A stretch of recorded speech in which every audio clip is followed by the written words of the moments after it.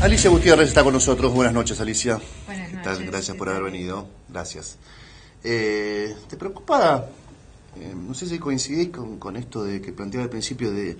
cierto clima y cambio del clima de época vinculado a empezar a pensar en la teoría o poner sobre la mesa otra vez la teoría de los dos demonios y intentar de forma rebuscada emparentar al terrorismo de Estado con los errores, seguramente delitos cometidos por las organizaciones políticas en los años 70, concretamente el caso de Larrabure en este caso, Alicia?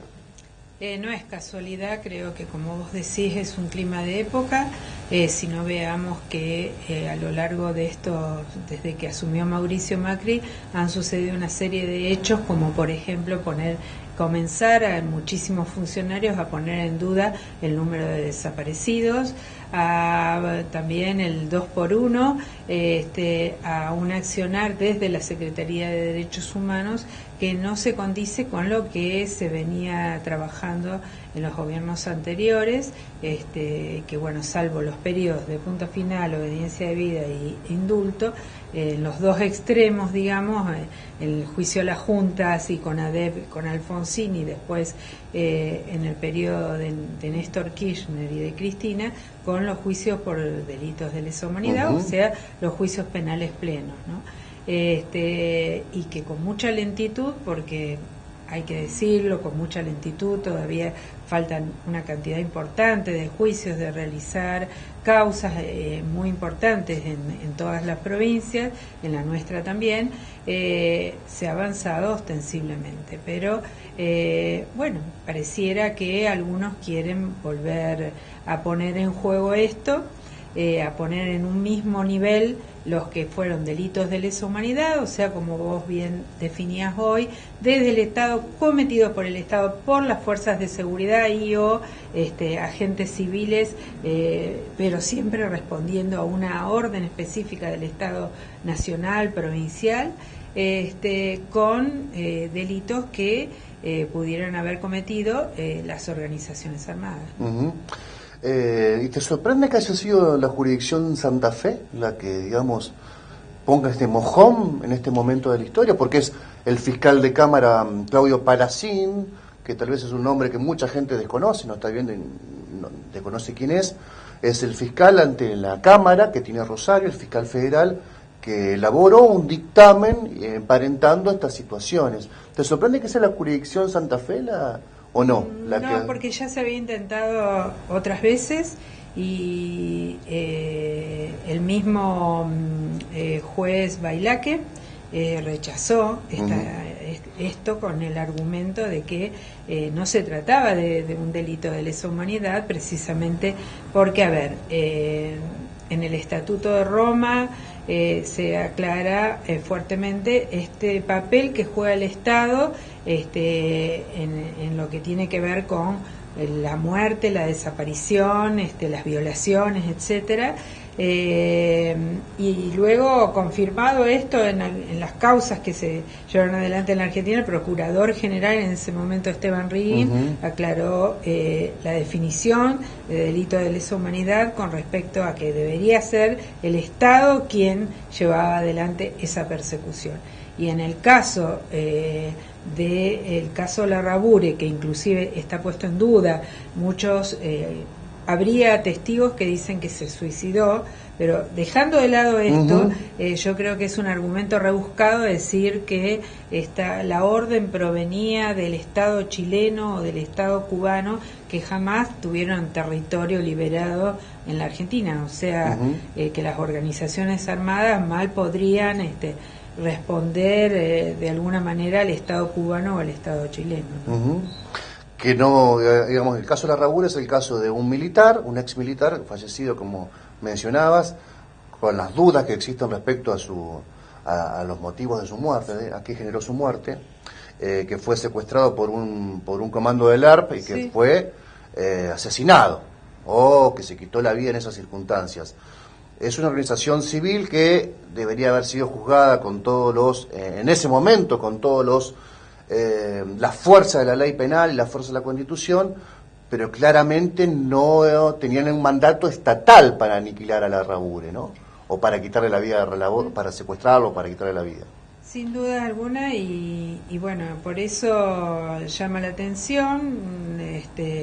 que se insista tanto en esto, porque pretenden que sea la vía de entrada de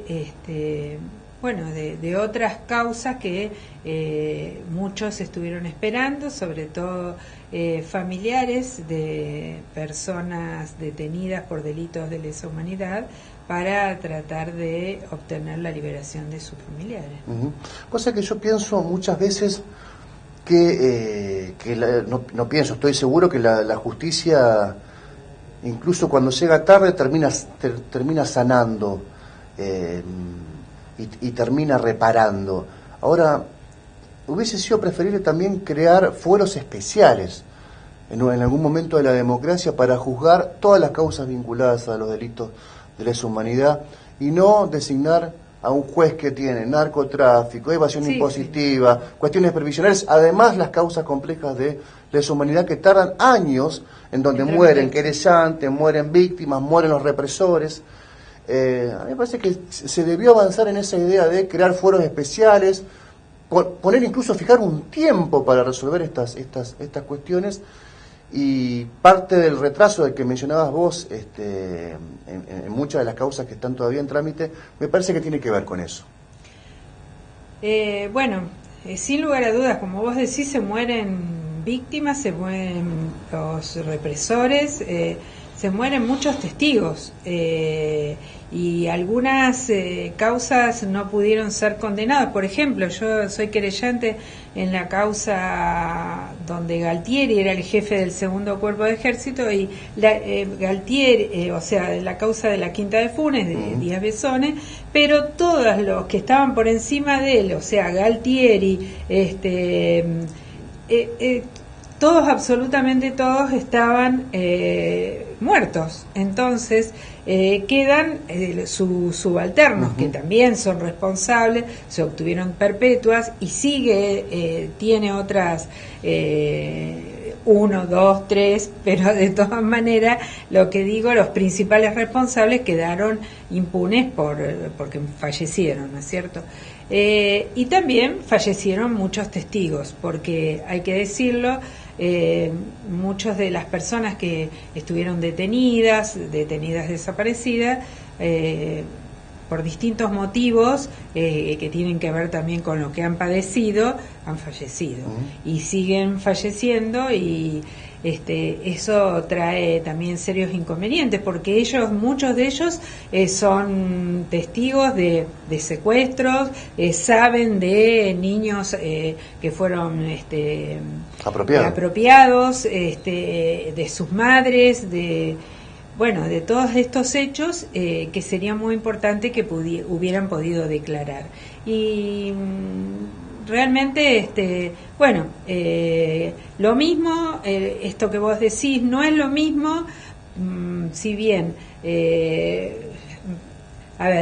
para una familia, haber tenido el cuerpo de su familiar y haberlo podido enterrar, por más que lo haya asesinado la fuerza de seguridad, no es lo mismo que aquella familia que no pudo retirar el cuerpo de su familiar, que nunca supo a dónde lo enterraron o dónde lo tiraron, si al mar, si lo quemaron, qué hicieron con él, y queda un dolor y una cosa permanente, que es muy difícil de saldar, y a pesar de eso, el domingo falleció una de las madres, de las últimas madres que quedan en Rosario, de la Plaza 25 de Mayo, y conversábamos con su nuera, y precisamente hablábamos de esto, ¿no? Del dolor que genera el no poder cerrar las heridas, pero también cómo el pañuelo en realidad fue la única arma de lucha que usaron las madres, ¿no es cierto? Las madres, las abuelas y los familiares también. Nadie tomó venganza por su propia mano, como se está haciendo, por ejemplo, con delitos hoy en Argentina. Recomiendo, seguramente vas a compartir, en época de Twitter y de fugacidad, recomiendo leer Recuerdos de la Muerte, de Miguel Bonazo, que describe con mucha precisión la trama represiva en Rosario, en Funes, en el Gran Rosario, un libro de 1984 que fue publicado ahí nomás, apenas recuperada la democracia, y que tiene a Jaime Dri como principal, ¿no? Fuente de ese libro. Alicia, ¿te preocupa la idea de que la policía provincial, esta justicia provincial, con sus bolsones seguramente de gente abnegada, seria y honesta, pero con sus bolsones de gente vinculada a la corrupción y al mundo del delito, además se haga cargo de las investigaciones de lo que se llama el narcomenudeo? Bueno, a decir verdad sí me preocupa, y me preocupa sobre todo que está comprobado que todo lo que tiene que ver con ligado al narcomenudeo termina penando a los eslabones más débiles de esa cadena, que son los consumidores o los pequeños dealers, llamémosle, que si bien es un delito, pero digamos son el eslabón más bajo de esa cadena,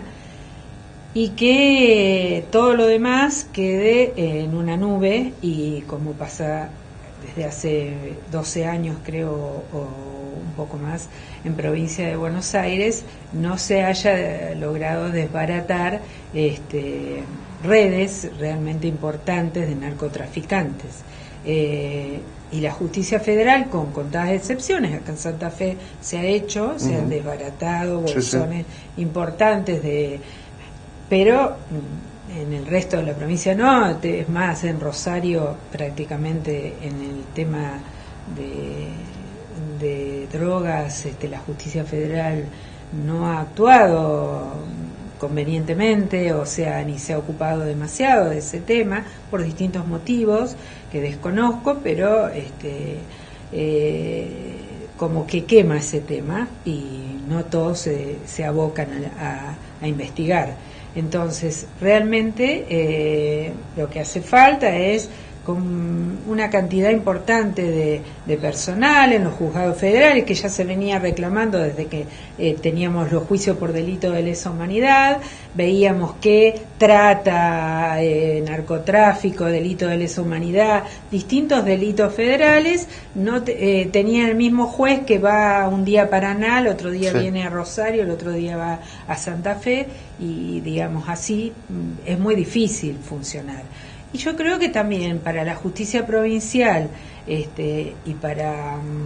lo que es el nuevo sistema penal es una carga muy importante sería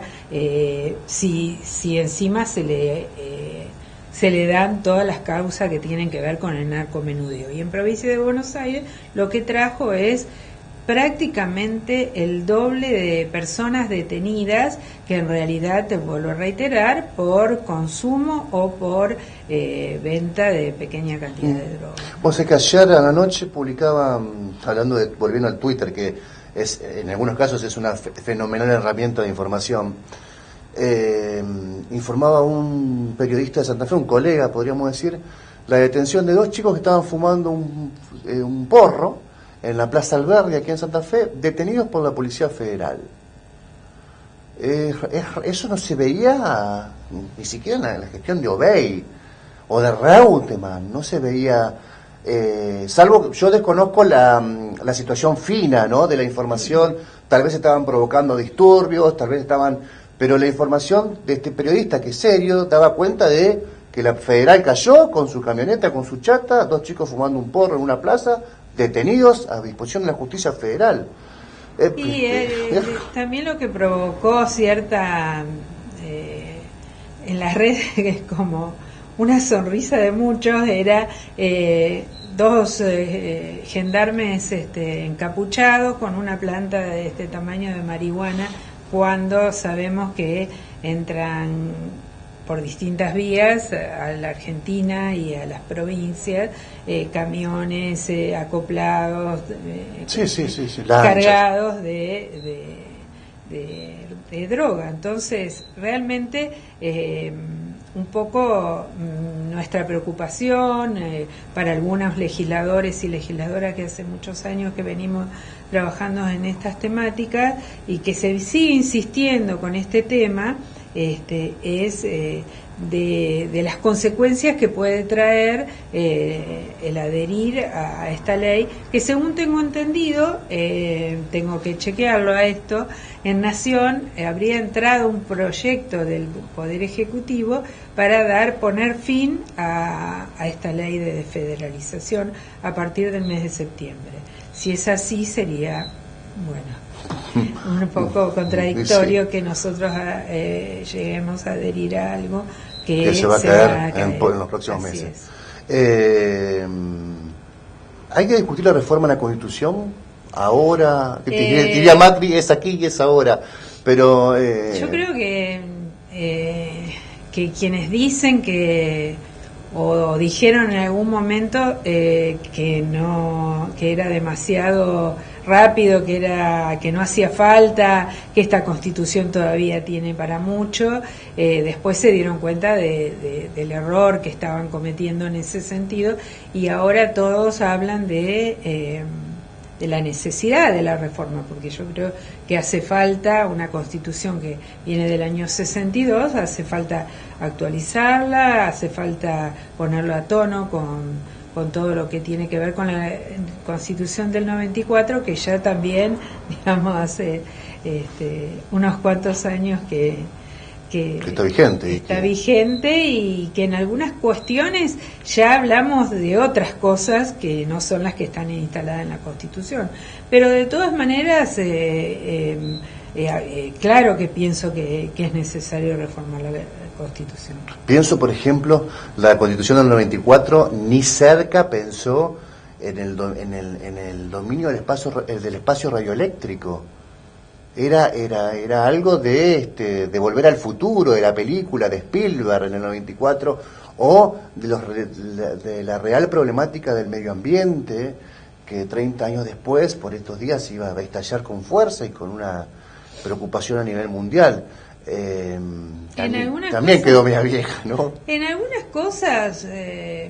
algunos artículos, como por ejemplo el artículo en el que habla del derecho a la salud, es inclusive una adelantada con respecto a la Constitución del 94, donde no se discutió el derecho a la salud, que quedó para que lo discutieran las provincias, y que es un derecho humano básico, digamos. Sí. Pero es cierto que, por ejemplo, es una de las pocas que conserva en su artículo 3 de que la Iglesia Católica es la Iglesia oficial, la Católica Apostólica Romana, ¿no es cierto? Sí. Y que sostiene ese culto del Estado. El culto lo sostiene como culto del Estado. Inclusive en contra de lo que dice la Constitución Nacional. Pero digo, hay muchísimas cuestiones que tienen que ver sobre todo con los derechos. Si bien está vigente la Constitución del 94 como superior a la Constitución de Santa Fe, yo creo que es necesario actualizar en todos esos aspectos, y en los nuevos derechos también. Cuando yo decía no se trató el derecho a la salud, en la Constitución del 94 se habla como un derecho de los consumidores, el derecho a la salud, cosa que quienes nos abocamos al tema de salud no lo consideramos como un derecho del consumidor, ¿no? Pero bueno, te quiero decir que hay muchísimas cosas para discutir, debatir, y por supuesto me parece que ya cuando lo presentó Hermes Wiener era una necesidad. Antes lo había presentado también Jorge Rey, y no ninguna de esas veces se trató, y hoy es la vez que más avanzado estamos en cuanto a la discusión y al debate en la sociedad de este tema, ¿no? Gracias por la visita, Alicia. Muchas gracias.